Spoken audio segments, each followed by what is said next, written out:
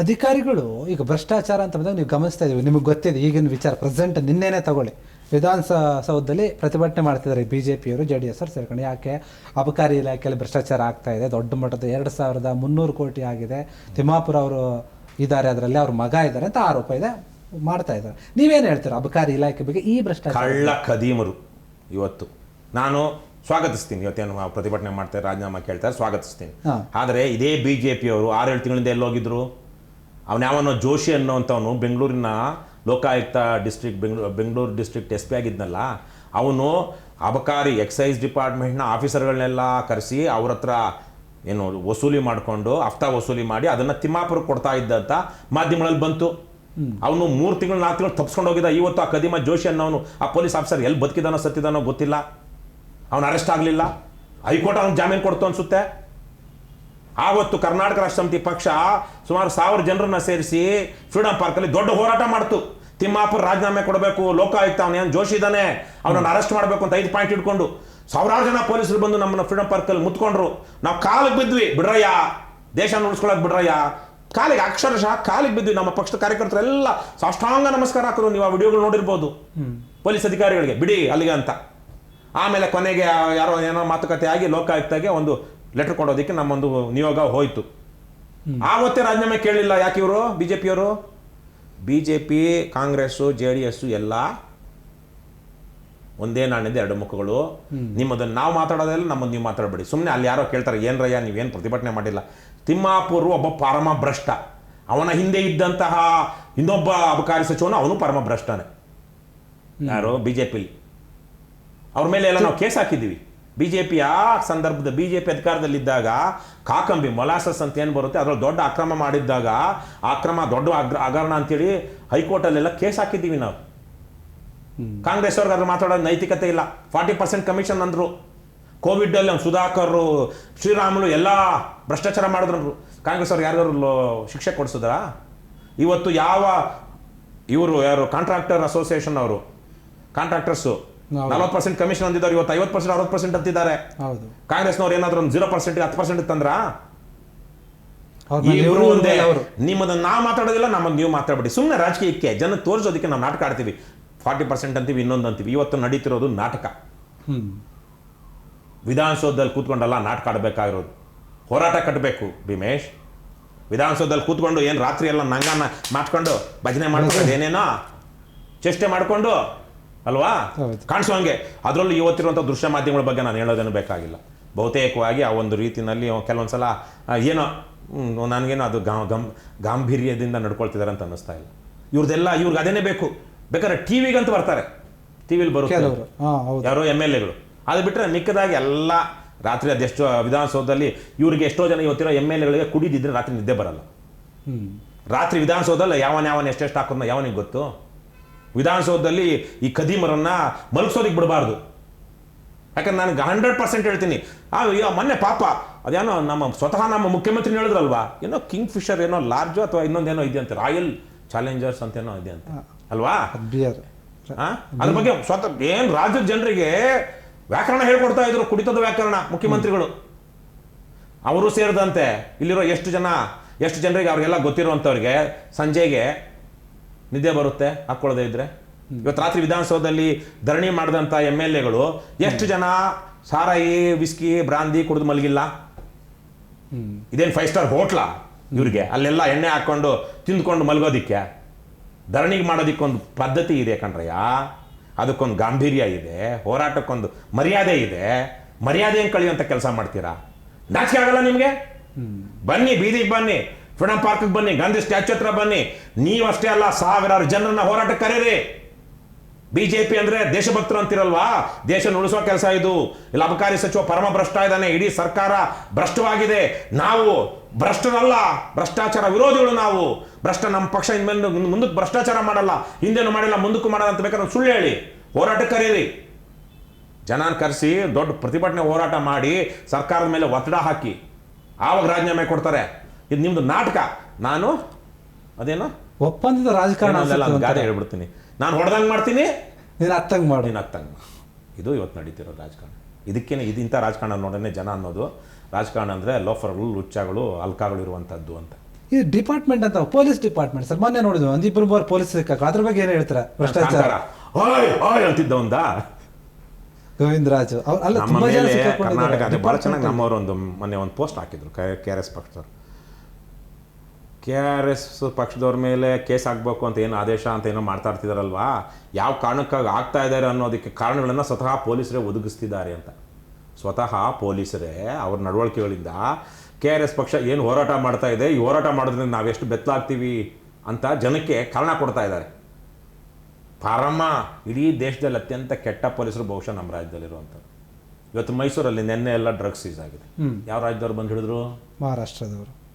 ನಮ್ಮ ಕರ್ನಾಟಕ ಪೊಲೀಸ್ ಅವರು ಸ್ವತಃ ಅವರೇ ಮಾಡ್ತಾರಲ್ಲ. ಬೆಂಗಳೂರಲ್ಲಿ ಪೆಡ್ಲರ್ಸ್ ಇಟ್ಕೊಂಡಿದ್ರಲ್ಲ. ಆಮೇಲೆ ಅದ್ಯಾವುದೋ ಹೈಸ್ಟ್ ಒಂದು ಆಯ್ತಲ್ಲ, ಎಲ್ಲಿ ಡೈರಿ ಸರ್ಕಲಲ್ಲಿ ಫ್ಲೈಓವರ್ ಮೇಲೆ 7 ಕೋಟಿ ರೂಪಾಯಿ ಕದ್ಕೊಂಡು ಹೋದ್ರಲ್ಲ, ಯಾರಿದ್ರು? ಪೊಲೀಸು SIಗಳ ನೇಮಕಾತಿಯಲ್ಲಿ 1.5 ಕೋಟಿ ತಿಂದವನು ಎಲ್ಲಿ? ಯಾವನು? ಒಬ್ಬೊಬ್ಬ SI ಎಲ್ಲಿ? ಅಮೃತ್ ಪಾಲು ಒಬ್ಬರ ಇಬ್ಬರ? ಮೇಲಿಂದ ಹಿಡಿದು ಕೆಳಗಿನ ತನಕ ಅದು ದರಿದ್ರವಾಗೋಗಿದೆ. ಪಾಪ ನನಗೆ ಬಹಳ ಜನ ಪೊಲೀಸರು KRS ಪಕ್ಷವನ್ನು ಬೆಂಬಲಿಸ್ತಾರೆ. ನೊಂದ ಇಲಾಖೆಯಲ್ಲಿದ್ದು ನೊಂದಂತಹ ಬೆಂದಂಥ ಪ್ರಾಮಾಣಿಕವಾಗಿರೋರನ್ನ ಅಡ್ಮಿನಿಸ್ಟ್ರೇಟಿವ್ ಕೆಲಸಕ್ಕೆ ಇಟ್ಕೊಂಡಿದ್ದಾರೆ. ಅವ್ರಿಗೆ ಸರಿಯಾಗಿ ಕುರ್ಚಿ ಇಲ್ಲ, ಟೇಬಲ್ ಇಲ್ಲ, ವೆಹಿಕಲ್ಸ್ ಇಲ್ಲ, DYSPಗಳು, IPS ಆಫೀಸರ್ಗಳು. ಆದರೆ ನಮ್ಮ ಇಲ್ಲಿ ತನಕ ಕಳೆದ ಮಧುಕರ್ ಶೆಟ್ಟರು ಅಥವಾ RK ದತ್ತ ಅವರು IGP DGP ಆಗಿದ್ದು, ಲೋಕಾಯುಕ್ತಕ್ಕೆ ಮಧುಕರ್ ಶೆಟ್ಟಿ SP ಆಗಿದ್ದು. ಅವರ ಆ ಸಂದರ್ಭದಲ್ಲಿ ಬಿಟ್ಟರೆ ಆವಾಗೊಬ್ಬ ಅವನೇನೋ ಇದ್ದ, ಅವನು ಇದು ಆಗಿತ್ತು, ಹೋದ DGIGP ಆಗೂ ಹೋದ ಅನ್ಸುತ್ತೆ, ಏನೋ ಅವನ ಹೆಸರು ಏನೋ ಕುಮಾರ್ ಅಥವಾ ಏನೋ ಇದೆ ಅವನ ಹೆಸರು, ಕಪಿಲ್ ಮೋಹನ್. ಅವನು ಹುಚ್ಚುಚ್ಚಾಗಿ ಆಡಿದ್ದು ಒಂದು ವಿಚಾರ ಬಂದಿತ್ತು ಒಂದ್ಸಲ, ಲೋಕಾಯುಕ್ತ ರೇಡೆಲ್ಲ ಆಗುತ್ತೆ ಅಂದಾಗ. ಸೊ ಆವಾಗ IPS IAS ಆಫೀಸರ್ಗಳ ಮೇಲೆ ರೇಡ್ ಆಗ್ತಾ ಇತ್ತು. ಇವಾಗ ಎಷ್ಟು IPS IAS ಆಫೀಸರ್ಗಳ ಮೇಲೆ ಕಳೆದ 10 ವರ್ಷದಲ್ಲಿ ರೇಡ್ ಆಗಿದೆ? ಇಡೀ ರಾಜ್ಯದಲ್ಲಿ ಭ್ರಷ್ಟರನ್ನ ರಕ್ಷಣೆ ಮಾಡಿದಂಥ ಅತಿ ದೊಡ್ಡ ರಾಜಕಾರಣಿ ಅಂದರೆ ಸಿದ್ದರಾಮಯ್ಯ. ಕಾಂಗ್ರೆಸ್ ಪಕ್ಷ ಅಧಿಕಾರಿಗಳಿಗೆ ಒಂದು ರೀತಿಯಲ್ಲಿ ಅವ್ರಿಗೆ ಯಾವುದೇ ತರಹದ ಭಯ ಇಲ್ಲದಂತಹ ವಾತಾವರಣ ಭ್ರಷ್ಟ ಅಧಿಕಾರಿಗಳಿಗೆ ಭಯ ಆತಂಕ ಇಲ್ಲದಂಥ ವಾತಾವರಣ ನಿರ್ಮಾಣ ಮಾಡಿದ್ದು ಕಾಂಗ್ರೆಸ್ ಪಕ್ಷ, ಸಿದ್ದರಾಮಯ್ಯ. ಅಧಿಕಾರಕ್ಕೆ ಬಂದ ಮಾರನೇ ದಿವಸನೇ ನಾವು ACBನ ರದ್ದು ಮಾಡಿ ಲೋಕಾಯುಕ್ತ ಮರುಸ್ಥಾಪನೆ ಮಾಡ್ತೀವಿ ಅಂದ್ರೆ BJPಯವರು, ಅವರು ಮಾಡಲಿಲ್ಲ. ಅವರು ಮುಂದುವರ್ಸಿದ್ರು. ಮೊನ್ನೆ ಕಪಾಳ ಮೋಕ್ಷ ಮಾಡ್ತು ಹೈಕೋರ್ಟು, ಆವಾಗ ಮತ್ತೆ ಲೋಕಾಯುಕ್ತ ಮರುಸ್ಥಾಪನೆ ಆಯಿತು. ಇಡೀ ವ್ಯವಸ್ಥೆ ಇವತ್ತು ಈ ಭ್ರಷ್ಟ ರಾಜಕಾರಣಿಗಳ ಕೈಯಲ್ಲಿ ನಲುಗುತ್ತಾ ಇದೆ. ಪ್ರಾಮಾಣಿಕ ಅಧಿಕಾರಿಗಳು ಏನು ಬಹಳ ನೋವಿನಲ್ಲಿದ್ದಾರೆ. ಅವರಿಗೆ ಸರಿಯಾಗಿ ಪೋಸ್ಟಿಂಗ್ ಇಲ್ಲ, ಮಾಮೂಲು ಕೊಡಲಿಲ್ಲ ಅಂದರೆ ಎತ್ತಂಗಡಿ, ನೋಟಿಫಿಕೇಶನ್ಗಳು ಆಗ್ತಾ ಇಲ್ಲ, ಕೆಲಸ ಆಗ್ತಾ ಇಲ್ಲ. ಬಹಳ ದುಸ್ಥಿತಿ. ಸಮಾಜ ಯುವ ಸಮುದಾಯ ಒಂದು ರೀತಿಯಲ್ಲಿದೆ, ಸಾಮಾನ್ಯ ಜನ ಇನ್ನೊಂದು ರೀತಿಯಲ್ಲಿದ್ದಾರೆ. ಇವತ್ತು ಪೊಲೀಸ್ ಸ್ಟೇಷನ್ನು ಯಾರಾದರೂ ಕಳ್ಳತನ ಆಗಿದೆ, ಕಳ್ಳತನಕ್ಕೆ ಯಾಕೆ ನೀವು ಬಾಗಿಲು ತೆಗೆದ್ರಿ, ಬಾಗಿಲು ಯಾಕೆ ತೆಗೆದಿಟ್ಕೊಂಡ್ರಿ, ಗೊತ್ತಾಗ್ಲಿಲ್ವಾ, ಬೀಗ ಯಾಕೆ ಹಾಕ್ಲಿಲ್ಲ? ಈ ಥರದ ಕೋತಿಗಳು ಆಡೋಂಥ ಪೊಲೀಸರು ನಮ್ಮಲ್ಲಿರುವಂಥದ್ದು. ಯಾರಾದ್ರು ಅತ್ಯಾಚಾರಕ್ಕೆ ಹೋದರೆ ನೀನು ಯಾಕೆ ಎಲ್ಲ ಅಲ್ಲೋಗಿದ್ದೆ? ಬೆಂಗಳೂರಲ್ಲಿ ಯಾವುದೋ ಒಂದು ಹೆಣ್ಣುಮಗಳು ಬಂದ್ಲು ಚಿಟ್ಕೊಳ್ಳೋಣ ಬಸ್ ಸ್ಟ್ಯಾಂಡ್ಗೆ, ರಾತ್ರಿ 10 ಗಂಟೆನಲ್ಲಿ 9 ಗಂಟೆಲ್ಲ ಬಂದ್ಲು, ಯಾವುದೋ ಆಟೋ ಹಿಡ್ಕೊಂಡು ಆಟೋದಲ್ಲಿ ಮನೆಗೆ ಹೋಗ್ತಿರುವಾಗ ಅವ್ನು ಕಿಡ್ನಾಪ್ ಮಾಡ್ಕೊಂಡು ಹೋಗಿ ಅತ್ಯಾಚಾರ ಮಾಡ್ಬಿಟ್ಟ. ಯಾಕೆ ಬಂದೆ ಅಷ್ಟೊತ್ತಲ್ಲಿ? ಇದಕ್ಕೆ ಕೇಳುವಂಥ ಪ್ರಶ್ನೆಗಳು. ಈ ಥರದ ಸಂವೇದನೆ ಇಲ್ಲದಂಥ ಅಧಿಕಾರಿಗಳು ಇವತ್ತು ನಮ್ಮಲ್ಲಿದ್ದಾರೆ. ಅವ್ರಿಗೇನು ದುಡ್ಡು ಬರುತ್ತೆ ಅಂದರೆ ಏನು ಬೇಕಾದ್ರೂ ಮಾಡೋ ಸ್ಥಿತಿಗೆ ಹೋಗ್ಬಿಟ್ಟಿದ್ದಾರೆ. ವೇಶ್ಯಾವಾಟಿಕೆ ನಡೆಸ್ತಾ ಇದ್ದಾರೆ ನಮ್ಮ ಪೊಲೀಸರು, ರಿಯಲ್ ಎಸ್ಟೇಟ್ ದಂಧೆ ನಡೆಸ್ತಾ ಇದ್ದಾರೆ ನಮ್ಮ ಪೊಲೀಸರು, ಡ್ರಗ್ಸ್ ಮಾಡ್ತಾ ಇದ್ದಾರೆ ನಮ್ಮ ಪೊಲೀಸರು, ರೌಡಿಸಮ್ ಮಾಡ್ತಾ ಇದ್ದಾರೆ ನಮ್ಮ ಪೊಲೀಸರು. ಯಾರನ್ನಾರು ಬಾಡಿಗೆ ಮನೆ ಬಿಡಿಸೋದಕ್ಕೆ ಬರ್ತಾರೆ. ಯಾವುದೋ ಸೈಟ್ ಗೋಲ್ಮಾಲ್ ಮಾಡೋದಕ್ಕೆ ಬರ್ತಾರೆ. ಅವನೊಬ್ಬ ಪೊಲೀಸು ಆಗಿದ್ನಲ್ಲ, ಯಾವುದೋ ಒಬ್ಬ ಸರ್ಕಾರಿ ಅಧಿಕಾರಿ 6 ಕೋಟಿ ಇದ್ದಂಥ ಮನೇನ 3 ಕೋಟಿ ನನಗೆ ಮಾರು ಅಂತ ಕೂತ್ಕೊಂಡಿದ್ದ ಒಬ್ಬ ಸರ್ಕಾರಿ ಅಧಿಕಾರಿಗೆ. ಅವನೇನೋ ಪರಾರಿ ಕುಮಾರ ಇರಬೇಕು, ಅವನಿಗೆ ಮುಖ್ಯಮಂತ್ರಿಗಳ ಪದಕ ಸಿಗ್ತಾ ಇತ್ತು ಅವನಿಗೆ. ಅವನು ಪರಾರಿ ಕುಮಾರ್. ಮಾನ ಮರ್ಯಾದೆ ಇರುವಂಥವ್ರು ಇವತ್ತು ಅಲ್ಲಿ ಇಲಾಖೆಯಲ್ಲಿ ಕೆಲಸ ಮಾಡಲಾರ್ದಂಥ ಸ್ಥಿತಿ ಇದೆ. ಅದಕ್ಕೇನೆ ಪೊಲೀಸರು ಸಿಕ್ಕಾಪಟ್ಟೆ ಟೆನ್ಷನ್ನಲ್ಲಿದ್ದಾರೆ, ಸಿಕ್ಕಾಪಟ್ಟೆ ಸ್ಟ್ರೆಸ್ಸಲ್ಲಿದ್ದಾರೆ. ನಮಗೆ ಅವ್ರ ಬಗ್ಗೆ ಗೌರವ ಇದೆ. ಆದರೆ ಇದೇ ಭ್ರಷ್ಟ ಪೊಲೀಸ್ನ ಒಂದು ಹಂತದಲ್ಲಿ ಏನಾದರೂ ಅಲ್ಲಿ ಆಗ್ತಾ ಇದೆ ಅಂದಾಗ ಬಂದಾಗ ಗುಂಡಿಗೆ, ಚಾಕುಗೆ, ಗಲಾಟೆಗೆ ಎದೆ ಕೊಡಬೇಕಾಗುತ್ತೆ. ಅದೊಂದೇ ಕಾರಣಕ್ಕಾಗಿ ಇವತ್ತು ನಾವು ಅವ್ರ ಬಗ್ಗೆ ಗೌರವದಿಂದ ಇರಬೇಕಾಗುತ್ತೆ. ಆದರೆ ಅದು ಬಿಟ್ಟರೆ ಇಡೀ ಇಲಾಖೆ ಅಧೋಗತಿಗೆ ಹೋಗ್ಬಿಟ್ಟಿದೆ. ಅದ್ರದ್ದು ಇವತ್ತೇನಾದರೂ ಒಂದಷ್ಟು ಗಂಟೆ ಬಾರಿಸ್ತಾ ಎಚ್ಚರಿಕೆ ಕೊಡ್ತಾ ಅದನ್ನು ಸರಿ ಮಾಡ್ತಾ ಇರೋದು ಅಂದರೆ ನಾವು ಮಾತ್ರ, KRS ಪಕ್ಷ ಮಾತ್ರ. KRS ಪಕ್ಷದ ಕಾರಣಕ್ಕಾಗಿ ಇವತ್ತು ಇಲಾಖೆಯಲ್ಲಿ ಒಂದಷ್ಟು ಆತ್ಮಾವಲೋಕನ ನಡೀತಾ ಇದೆ. ಇಲಾಖೆಯಲ್ಲಿ ಒಂದಷ್ಟು ಬದಲಾವಣೆಗಳು, ಸುಧಾರಣೆಗಳು ಆರಂಭವಾಗಿದೆ. ಇಲ್ಲ ಅಂದಿದ್ರೆ ಈ ಕಾಂಗ್ರೆಸ್ಸು, BJP, JDS ಭ್ರಷ್ಟರ 3 ಪಕ್ಷ ಒಂದೇ ಅಂತೀರಾ? ಒಂದೇ. ಇವಾಗ ನೋಡಿ, ನೆನ್ನೆ ತಾನೇ ಎಲ್ಲೋ ಓದ್ದೆ, ಯಾವುದೋ ಕಾಂಗ್ರೆಸ್ನಲ್ಲಿ ಇತ್ತೀಚೆಗೆ ರಾಜೀನಾಮೆ ಕೊಟ್ಟಂಥ ವ್ಯಕ್ತಿ ಜೊತೆ JDSನ ಮುಖಂಡರು ಸಂಪರ್ಕದಲ್ಲಿದ್ದಾರೆ ಅಂತ. ಹೌದು, ನಿಜಾನ ಸುಳ್ಳು? ಬಟ್ ಮಾಧ್ಯಮದಲ್ಲಿ ಬಂದಿದ್ದು ನಾನು ಹೇಳ್ತಾ ಇದ್ದೀನಿ. ಯಾರು? KN ರಾಜಣ್ಣ ಈಗ ದೇವೇಗೌಡರು ಯಾವ ಕೆ ಎನ್ ರಾಜಣ್ಣ ಕಾರಣಕ್ಕಾಗಿ ದೇವೇಗೌಡರು ಸೋತರು ತುಮಕೂರು MP ಎಲೆಕ್ಷನ್ ಅಲ್ಲಿ, ಅದೇ ಕೆ ಎನ್ ರಾಜಣ್ಣ ಜೊತೆ ದೇವೇಗೌಡರು ಸಂಪರ್ಕದಲ್ಲಿದ್ದಾರೆ ಅಂತ ನಾನು ಒಂದು ಮಾಧ್ಯಮದಲ್ಲಿ ಒಬ್ಬ ಪತ್ರಕರ್ತರು ಬರೆದಿದ್ದನ್ನ ಓದಿದೆ. ಇವೆಲ್ಲ ನೀತಿಗೆಟ್ಟ ನಡವಳಿಕೆಗಳು ತುಂಬಿಕೊಂಡಿರುವಂಥ ಪಕ್ಷಗಳು. ಯಾವುದೇ ಒಂದು ಮೌಲ್ಯ ಇಲ್ಲ, ತತ್ವ ಇಲ್ಲ, ಸಿದ್ಧಾಂತ ಇಲ್ಲ. ನಾನು, ನನಗೆ, ನನ್ನ ಹೆಂಡತಿಗೆ, ನನ್ನ ಪ್ರಿಯತಮೆಗೆ, ನನ್ನ ಪ್ರಿಯತಮನಿಗೆ, ನನ್ನ ಮಕ್ಕಳಿಗೆ, ನನ್ನ ಮೊಮ್ಮಕ್ಕಳಿಗೆ, ನನ್ನ ಮಜಾಗೆ, ಇವೆಲ್ಲ ಅದು ಯಯಾತಿ ಪುರು ಕತೆ ಬರುತ್ತಲ್ವಾ, ಮಗನ ಯೌವನವನ್ನು ತನಗೆ ತಗೊಳ್ತಾನೆ ಯಯಾತಿ. ಪುರು ಅಂತ ತನ್ನ ಮಗನ ಯೌವನ ಏನಿರುತ್ತೆ ಅದನ್ನು ನನಗೆ ಕೊಡು ಅಂತ ತಗೊಳ್ತಾನೆ. ಆ ಥರಕ್ಕೆ ಮಕ್ಕಳು ಮೊಮ್ಮಕ್ಕಳನ್ನ ಬಳಸ್ಕೊಂಡು ಇನ್ನೂ ಬೆಳಿಬೇಕು ಅಂತ. ಆ ಮಕ್ಕಳು ಮೊಮ್ಮಕ್ಕಳು ನಮ್ಮ ಅಪ್ಪ ನಮ್ಮ ತಾತ ಅವ್ರದ್ದೇನೇನಿತ್ತು ಅದನ್ನು ನಾವು ತಗೊಂಡು ಮಜಾ ಮಾಡಬೇಕು, ಮನೆಗೆ ಕೆಲಸದವ್ರು ರೇಪ್ ಮಾಡಬೇಕು, ನೆಂಟರನ್ನ ರೇಪ್ ಮಾಡಬೇಕು, ಅವ್ರನ್ನ ರೇಪ್ ಮಾಡಬೇಕು, ಇವ್ರನ್ನ ರೇಪ್ ಮಾಡಬೇಕು, ಸಾವಿರಾರು ವಿಡಿಯೋಗಳು ಇಟ್ಕೊಂಡು ವಿಕೃತ ಸ್ಯಾಡಿಸ್ಟ್ಗಳು ಪರ್ವರ್ಟ್ಗಳು. ಕೆಲವೊಂದು ಮನೆಗಳಿಗೆ ಕೆಲವೊಂದು ಅಧಿಕ ರಾಜಕಾರಣಿಗಳ ಹತ್ರ ಹೆಂಗಸರು ಹೋಗಲ್ಲ, ಕೆಲವೊಂದೇನು ಬಹುತೇಕ ಇದ್ರ ಹತ್ರ ಹೆಣ್ಮಕ್ಳು ಯಾವುದೇ ಸಮಸ್ಯೆ ಹೇಳ್ಕೊಂಡು ಹೋಗಲ್ಲ, ಕೆಲವೊಂದು ರಾಜಕಾರಣಿಗಳ ಹತ್ರ ಗಂಡು ಮಕ್ಕಳು ಹೋಗಲ್ಲ. ಆ ಥರದ ಪರ್ವರ್ಟ್ಗಳು ನಮ್ಮಲ್ಲಿ ಬಹುತೇಕ ಇವತ್ತಿನ ರಾಜಕಾರಣಿಗಳು. ಕೆಲವು ನಾಯಕರು ಅಂತ ಅನಿಸ್ಕೊಂಡಿದ್ದಾರೆ ಇದರಲ್ಲಿ ನಮ್ಮ ಇದರಲ್ಲಿ. ಅವ್ರ ಬಗ್ಗೆ ನೀವು ಮಾತಾಡೋದಾದ್ರೆ ಅವ್ರು ಈಗ ನಾನು ನಾಯಕರ ಹೆಸರು ಹೇಳ್ತೀನಿ, ನಿಮ್ಗೆ ಏನು ಅನ್ಸುತ್ತೆ ಅವ್ರ ಬಗ್ಗೆ?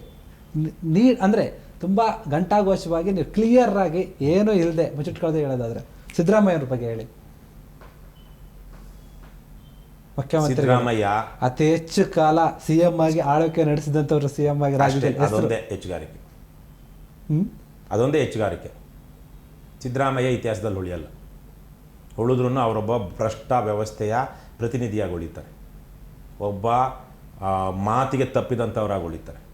2013 ಚುನಾವಣೆಯಲ್ಲಿ ಸಿದ್ದರಾಮಯ್ಯ ಹೇಳಿದ್ದು ನಾನು 2018 ಚುನಾವಣೆ ನಿಲ್ಲಲ್ಲ ಅಂತ. 2018ರಲ್ಲಿ ತನ್ನ ಕ್ಷೇತ್ರವನ್ನು ತನ್ನ ಮಗನಿಗೆ ಬಿಟ್ಟುಕೊಟ್ಟು ಇನ್ನೊಂದು ಕ್ಷೇತ್ರದಲ್ಲಿ ತಾನು ನಿಂತು ಪಕ್ಕದ ಕ್ಷೇತ್ರದಲ್ಲಿ ಅಲ್ಲಿ ಸೋಲ್ತೀನಿ ಅಂತ ಹೋದಾಗ ದೂರದ ಬದಾಮಿಗೆ ಹೋಗಿ ನಿಂತಂಥವ್ರು. 2013ರಲ್ಲಿ ನಾನು ಕೊನೆ ಚುನಾವಣೆ ಇದು ಅಂದವರು 2028ಕ್ಕೂ ನಾನು ನಿಲ್ತೀನಿ ಅಂತಿದ್ದಾರೆ. ನಾನು ಅದಾವ್ರದ್ದು ಅವ್ರ ಸ್ವಂತ, ಆದರೆ ಹೇಳೋದೇನು ಬೇಕಾಗಿತ್ತು? ಯಾಕೆ ಸುಳ್ಳು ಹೇಳ್ತೀರಾ? ಮಾತಿಗೆ ತಪ್ಪಿದವರು ಅಂತ ಆಗ್ತಾರೆ ಅಷ್ಟೇ. ಅವ್ರು ಆಮೇಲೆ ಇಡೀ ರಾಜ್ಯದಲ್ಲಿ ದುರಾಡಳಿತ ಇನ್ನಷ್ಟು ಕುವ್ಯವಸ್ಥೆಗೆ ಹೋಗಿದ್ದು ಸಿದ್ದರಾಮಯ್ಯನವ್ರ ಕಾಲದಲ್ಲಿ. ಕುಮಾರಸ್ವಾಮಿ ಯಾವುದೇ ತತ್ವ ಸಿದ್ಧಾಂತ ನೀತಿ ಮೌಲ್ಯ ಏನೂ ಇಲ್ಲದಂತಹ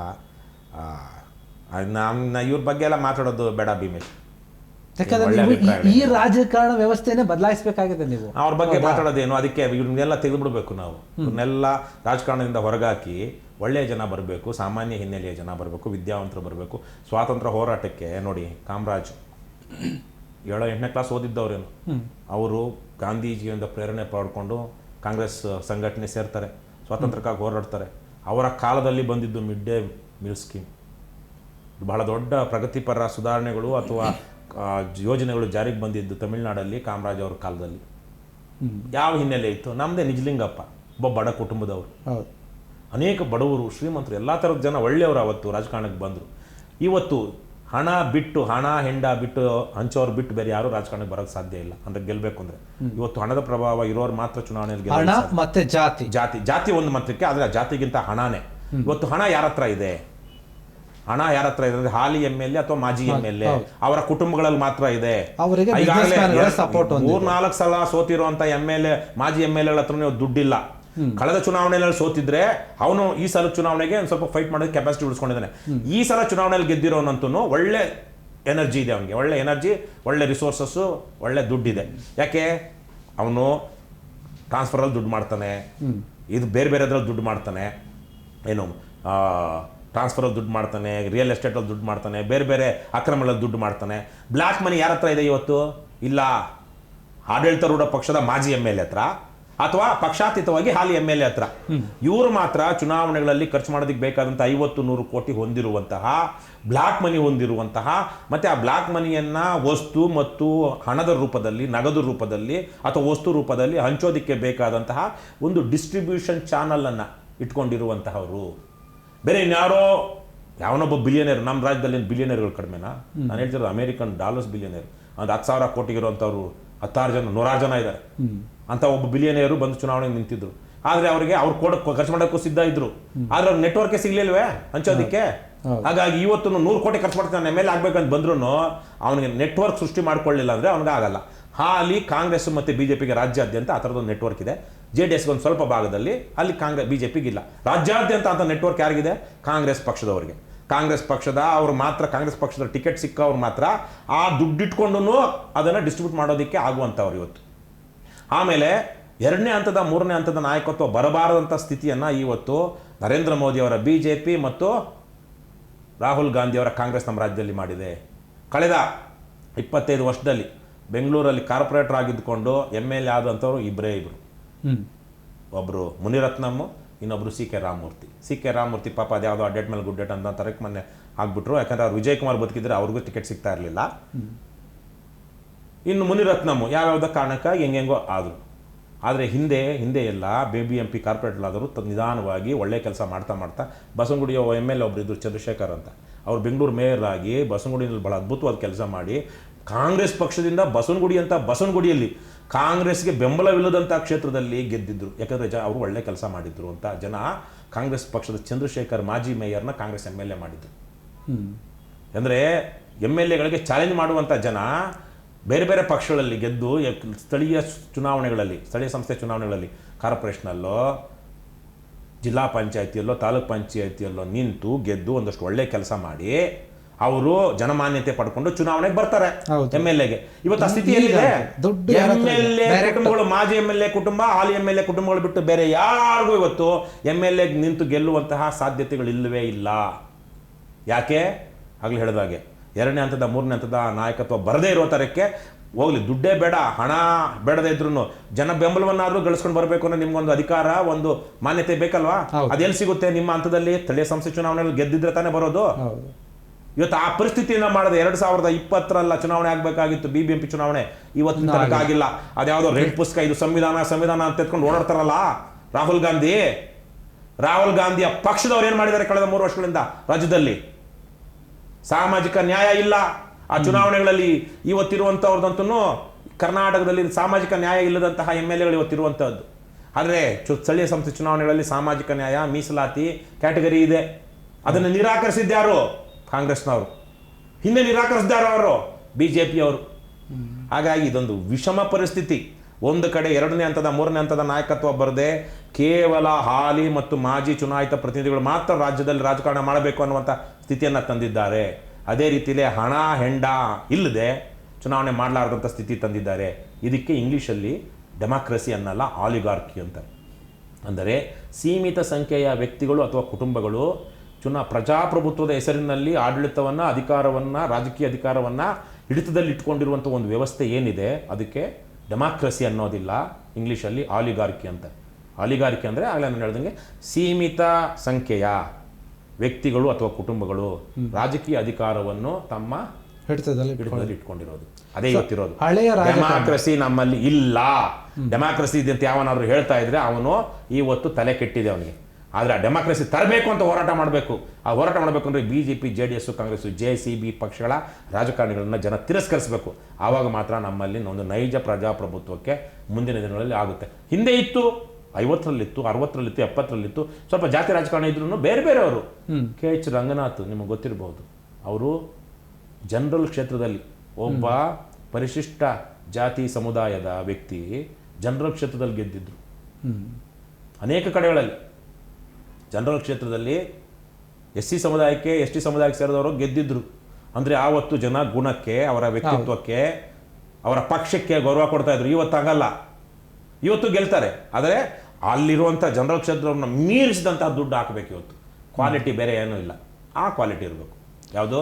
ಹಣದ ಕ್ವಾಲಿಟಿ ಇರಬೇಕು.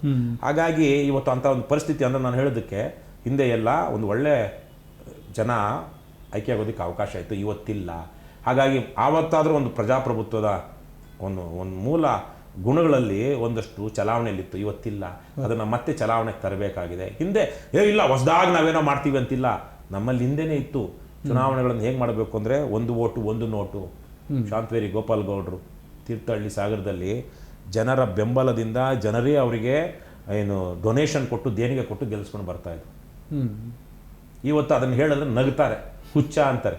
ಅಂದರೆ ಇವರೆಲ್ಲ ಬಹಳ ದೊಡ್ಡ ತಿಳುವಳಿಕಸ್ತರು, ಇವ್ರಿಗಿಂತ ಏನು ವಾಸ್ತವ ಗೊತ್ತಿಲ್ಲದಿರೋರು ಯಾರೂ ಇಲ್ಲ.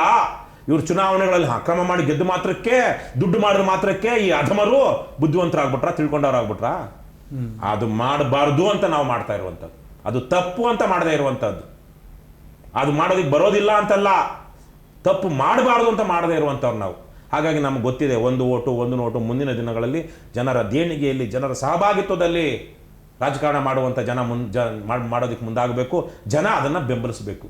ಹಾಗಾಗಿ ಇವತ್ತು ಕೇವಲ ತಪ್ಪು ರಾಜಕಾರಣಿಗಳದಷ್ಟೇ ಅಲ್ಲ, ಜನರದ್ದು ಇದೆ. ದುಡ್ಡು ಕೊಡಲಿಲ್ಲ, ಆಗಲೇ ಹೇಳಿದಲ್ವಾ, ದುಡ್ಡು ಹೆಂಡ ಈ ಥರ ಸಾಮಾನು ಹಂಚಲಿಲ್ಲ ಅಂದರೆ ಚುನಾವಣೆಗೆ ಓಟ್ ಹಾಕೋದಕ್ಕೆ ಹೋಗಲ್ಲ ಅಂತ. ಬೂತ್ ಹತ್ರ ಬಂದು ನಿಂತ್ಕೊಳ್ತಾರೆ ಜನ. ಇವತ್ತು ನಮಗೆ ರಾತ್ರಿ ಡಿಸ್ಟ್ರಿಬ್ಯೂಟ್ ಮಾಡಿಲ್ಲ, ನಮ್ಗೆ ಯಾವನು ಬಂದು ಕೊಟ್ಟಿಲ್ಲ, ಕೊಟ್ಟರೆ ಮಾತ್ರ ಓಟ್ ಹಾಕ್ತೀನಿ.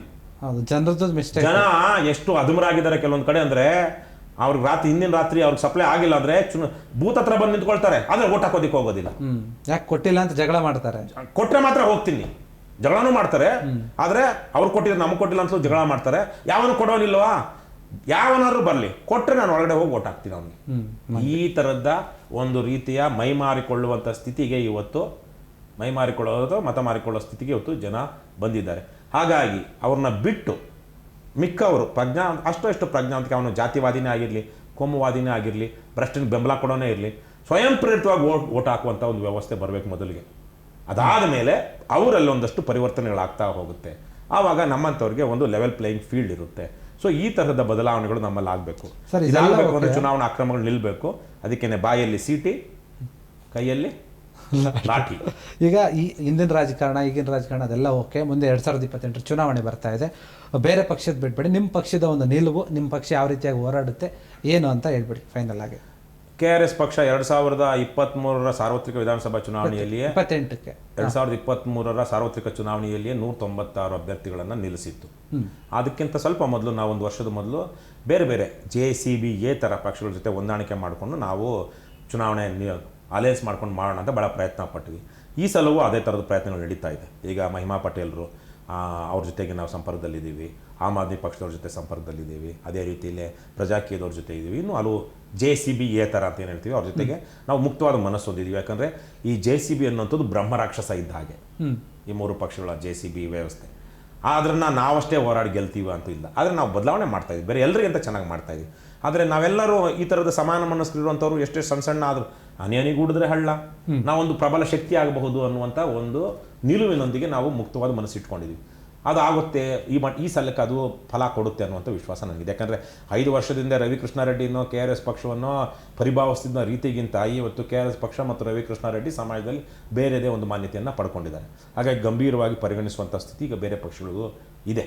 ಅವರನ್ನು ಮುಕ್ತವಾಗಿದ್ದಾರೆ, ನಾವು ಅವ್ರ ಗೌರವದಿಂದನೇ ಕಾಣ್ತಾ ಇದ್ದೀವಿ. ಆಗ ಅದೊಂದು ರೀತಿ, ಒಂದು ಕಡೆ ಅಲಯನ್ಸು. ಈಗ ಅದನ್ನು BBMPಗೂ ಮಾಡಬೇಕು, ತಾಲೂಕು ಪಂಚಾಯತಿ, ಜಿಲ್ಲಾ ಪಂಚಾಯತಿಗೂ ಕೆಲವೊಂದು JCB ಥರ ಪಕ್ಷಗಳ ಒಂದು ಒಕ್ಕೂಟವನ್ನು ಮಾಡಿ ಚುನಾವಣೆಗೆ ನಿಲ್ಲಬೇಕು, ನಾವು ಒಬ್ರಿಗೊಬ್ರು ಎದುರು ನಿಲ್ಲಬಾರ್ದು ಅನ್ನುವಂಥದ್ದು ಒಂದಷ್ಟು ನಡೀತಾ ಇದೆ. ಅದ್ರ ಜೊತೆಗೆ ಈ ವರ್ಷದ ಕೊನೆಯಲ್ಲಿ ನಾವು 2021 ಕೊನೆಯಲ್ಲಿ ಅಭ್ಯರ್ಥಿಗಳನ್ನ, 23 ಚುನಾವಣೆಗೆ 2021 ಕೊನೆಯಲ್ಲೇ ನಾವು ಅಭ್ಯರ್ಥಿಗಳನ್ನ ಆಯ್ಕೆ ಮಾಡೋಕ್ಕೆ ಶುರು ಮಾಡಿದ್ವಿ, ಸಂಭಾವ್ಯ ಅಭ್ಯರ್ಥಿಗಳು ಅಂತ. ಸೊ ಅದನ್ನು ಈ ಸಲ 2026 ಕೊನೆಯಲ್ಲಿ ನಾವು ಶುರು ಮಾಡ್ತೀವಿ. 27ರ ಮಧ್ಯಭಾಗಕ್ಕೆಲ್ಲ ನಮ್ಮ ಪಕ್ಷ ಎಲ್ಲೆಲ್ಲಿ ಚುನಾವಣೆಗೆ ಸ್ಪರ್ಧೆ ಮಾಡೋದಕ್ಕಾಗುತ್ತೋ ಅಲ್ಲಿಗೆ ನಾವು ಸಿದ್ಧತೆಗಳನ್ನ ಮಾಡಿಕೊಂಡು ಸಂಭಾವ್ಯ ಅಭ್ಯರ್ಥಿಗಳಂತ ಘೋಷಣೆ ಮಾಡಿ ಅವರಿಗೆ ಅಲ್ಲಿ ಕೆಲಸ ಮಾಡೋದಕ್ಕೆ ಒಂದಷ್ಟು ಶಕ್ತಿ ಸಾಮರ್ಥ್ಯ ತುಂಬುವಂಥ ಕೆಲಸವನ್ನು ಮಾಡ್ತೀವಿ. ಎಲ್ಲೆಲ್ಲಿ KRS ಪಕ್ಷಕ್ಕೆ 1000ಕ್ಕಿಂತ ಹೆಚ್ಚು ಸದಸ್ಯರಿರ್ತಾರೋ ಅಲ್ಲಿ ಆ ಸ್ಥಳೀಯ ಸದಸ್ಯರೇ ನಮ್ಮ ಅಭ್ಯರ್ಥಿಯನ್ನು ಆಯ್ಕೆ ಮಾಡುವಂತಹ, ನಾವಲ್ಲ ಪಕ್ಷದಲ್ಲಿ ನಾನಾಗಲಿ ಅಥವಾ ಇನ್ಯಾರೋ ಆಯ್ಕೆ ಮಾಡಿ ಹಾಲಿ ಅಧ್ಯಕ್ಷರಾಗಲಿ ಇನ್ಯಾರೋ ಮಾಡುವಂಥದ್ದಲ್ಲ. ಸಾಧ್ಯವಾದರೆ ಅದು ಪ್ರೈಮರಿ ಎಲೆಕ್ಷನ್ಸ್ ಅಲ್ಲೇ ಮಾಡೋದಕ್ಕೆ, ಆ ಪ್ರೈಮರಿ ಎಲೆಕ್ಷನಲ್ಲಿ ಸ್ಥಳೀಯ KRS ಪಕ್ಷದ ಸೈನಿಕರ ಒಲವನ್ನು ಯಾರು ಹೆಚ್ಚು ಪಡ್ಕೊಂಡಿರ್ತಾರೋ ಅವರಿಗೆ ಟಿಕೆಟ್ ಕೊಡುವಂತಹ ಒಂದು ವ್ಯವಸ್ಥೆಯನ್ನು ಮಾಡಬೇಕು ಅಂತ ನಾವು ಪ್ರಯತ್ನ ಪಡ್ತಾ ಇದ್ದೀವಿ. ಸೊ 28 ಚುನಾವಣೆಗೆ KRS ಪಕ್ಷ ಈಗಾಗಲೇ ಸಿದ್ಧತೆ ಮಾಡಿಕೊಂಡಿದೆ. ಈ ಸಲಕ್ಕಂತೂ ಹೇಮಿ ರಾಜಕಾರಣ ಅಂತಾರಲ್ವ, ಆ ಥರದ ಒಂದು ಹೋರಾಟದ ರಾಜಕಾರಣವನ್ನು ಕರ್ನಾಟಕ ನೋಡಲಿದೆ. KRS ಪಕ್ಷ ಇನ್ನೊಂದು 100 ಕೇಸ್ಗಳಾದರೂ ಪರವಾಗಿಲ್ಲ, ನಮಗೆ ಪೊಲೀಸರು ಇನ್ಯಾರೋ ದಬ್ಬಾಳಿಕೆ ಮಾಡಿ ಹೊಡೆದು ಬಡಿದ್ರು ನಾವು ಕೇರ್ ಮಾಡೋದಿಲ್ಲ. ಈ ವ್ಯವಸ್ಥೆಯನ್ನು ಸರಿ ಮಾಡಲೇಬೇಕಾಗಿದೆ. ಇಡೀ ದೇಶದಲ್ಲಿ ಕರ್ನಾಟಕ ಸಮೃದ್ಧವಾಗಿದೆ, ಬೇರೆ ಬೇರೆ ಇಡೀ ದೇಶನೇ ಸಮೃದ್ಧವಾಗಿದೆ. ನಮ್ಮ ದೇಶಕ್ಕೆ ಇವತ್ತಿರುವಂಥ ಅಪಾಯ ಭ್ರಷ್ಟ ರಾಜಕಾರಣ, ಭ್ರಷ್ಟ ವ್ಯವಸ್ಥೆ, ಭ್ರಷ್ಟಾಚಾರ. ನಾನು ನೋಡಿದಾಗೆ ಸಾಮಾಜಿಕ ನ್ಯಾಯ ಇವತ್ತಿಲ್ಲ ಅಂದರೆ ಅದಕ್ಕೂ ಕಾರಣ ಭ್ರಷ್ಟಾಚಾರವೇ. ಹಾಗಾಗಿ ಇಡೀ ಸಮೃದ್ಧವಾಗಿರುವಂಥ ದೇಶದಲ್ಲಿ ಕೇವಲ ಕೆಲವೇ ಕುಟುಂಬಗಳು ರಾಜಕೀಯ ಅಧಿಕಾರವನ್ನು ಹೊಂದಿವೆ, 100 ಕುಟುಂಬಗಳು ಆರ್ಥಿಕ ಹಿಡಿತವನ್ನು ಹೊಂದಿವೆ.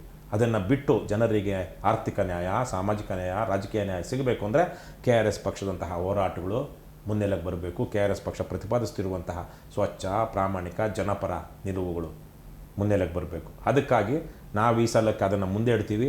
ಇವತ್ತು ನೀವು ಆಗಲೇ ನೀವು ಹೇಳಿದ್ರಿ ನಾಯಕರಿದ್ದಾರೆ ಬೇರೆ ಪಕ್ಷಗಳಲ್ಲಿ, ಆದರೆ ಆ ಪಕ್ಷಗಳ ಕಾರ್ಯಕರ್ತರು ಯಾರನ್ನು ಮಾತಾಡ್ತಾ ಇಲ್ಲ. ಎಲ್ಲೂ ಹೋಗಿ ತಾಲೂಕು ಆಫೀಸ್ಗೂ ಇನ್ನೊಂದು ಲಂಚ ನಿಲ್ಲಿಸೋಂತ ಮಾತಾಡ್ತಾ ಇಲ್ಲ. ಆ ಊರೂರಲ್ಲಿ ಅಕ್ರಮವಾಗಿ ಅವನೇನೆ ಕಳ್ಳನೇ ಗ್ರಾಮ ಪಂಚಾಯತಿ ಅಧ್ಯಕ್ಷ ಆಗಿದ್ದಂಥವನೇನೆ ಕಳ್ತನದಲ್ಲಿ ಸಾರಾಯಿ ಮಾರ್ತಾನೆ. ಇಂತಹ ಪಕ್ಷಗಳು ಅವು. ಹಾಗಾಗಿ ಅವ್ರು ಯಾರು ಇವತ್ತು ಇಡೀ ರಾಜ್ಯದಲ್ಲಿ ರಾಜಕಾರಣವನ್ನು ಮಾತಾಡ್ತಿರೋಂಥ ದೊಡ್ಡ ಗುಂಪು ಸಮೂಹ ಅಂದರೆ KRS ಸಮೂಹ, KRS ಸೈನಿಕರು. ಬದಲಾವಣೆ ಗಾಳಿ ಬೀಸ್ತಾ ಇದೆ. ನಾವೇನಾಗುತ್ತೋ ಗೊತ್ತಿಲ್ಲ, ಆದರೆ ಅಂತಿಮವಾಗಿ ಯಾರು ತೀರ್ಮಾನ ಮಾಡಬೇಕು? ಜನರು ತೀರ್ಮಾನ ಮಾಡಬೇಕು. ಜನಕ್ಕೆ ಬೇಕಾಗಿಲ್ಲ. In democracy people get the leaders they deserve, they get the government deserve ಅಂತ ಇಂಗ್ಲೀಷಲ್ಲಿ ಒಂದು ಮಾತಿದೆ. ಅಂದರೆ ಪ್ರಜಾಪ್ರಭುತ್ವದಲ್ಲಿ ಅವರ ಯೋಗ್ಯತೆಗೆ ತಕ್ಕಂಥ ಸರ್ಕಾರ ಅಥವಾ ಪ್ರತಿನಿಧಿಗಳು ರಾಜಕಾರಣಿಗಳು ಇರ್ತಾರೆ ಅಂತ.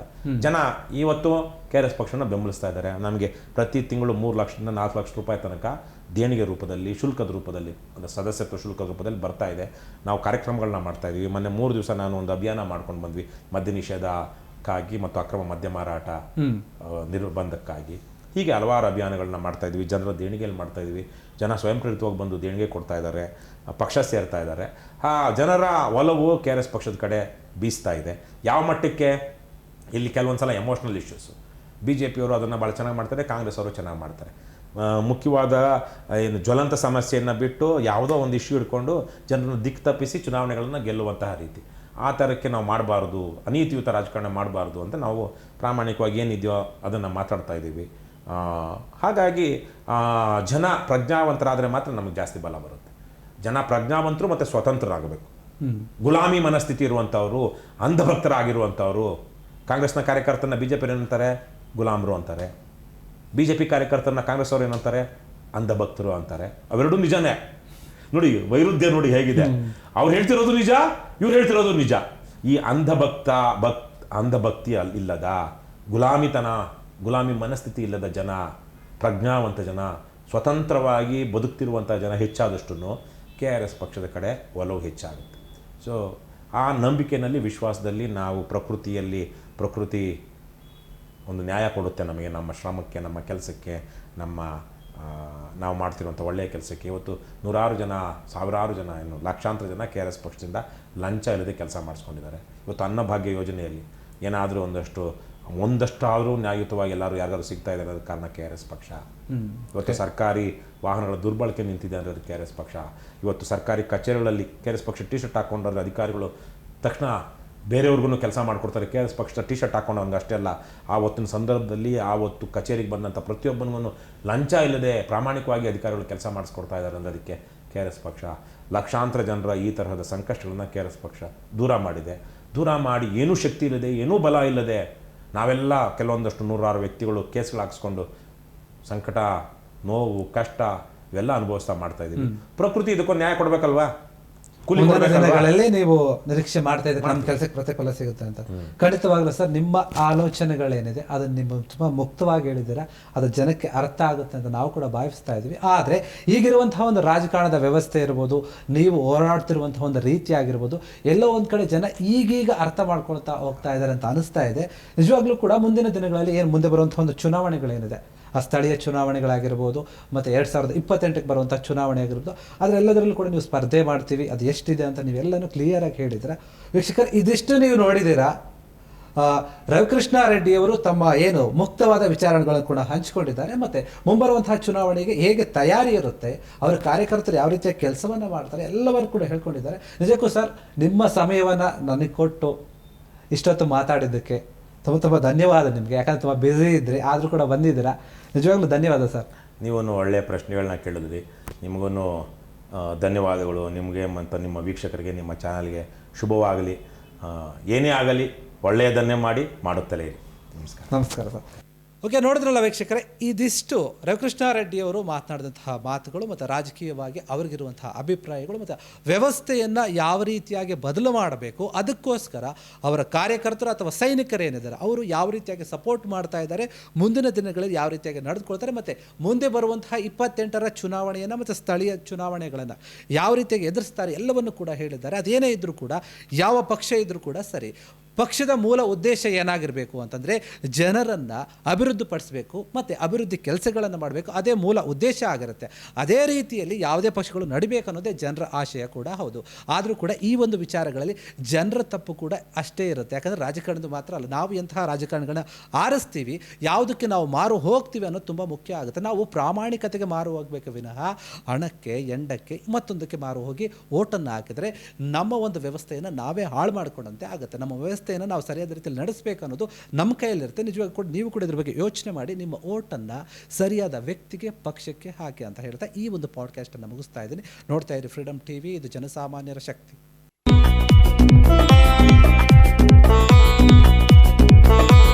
ಕ್ಷಣ ಕ್ಷಣದ ಸುದ್ದಿಗಳಿಗಾಗಿ ಫ್ರೀಡಮ್ ಟಿವಿ ಸಬ್ಸ್ಕ್ರೈಬ್ ಮಾಡಿ, ಲೈಕ್ ಮಾಡಿ ಹಾಗೂ ಫಾಲೋ ಮಾಡಿ.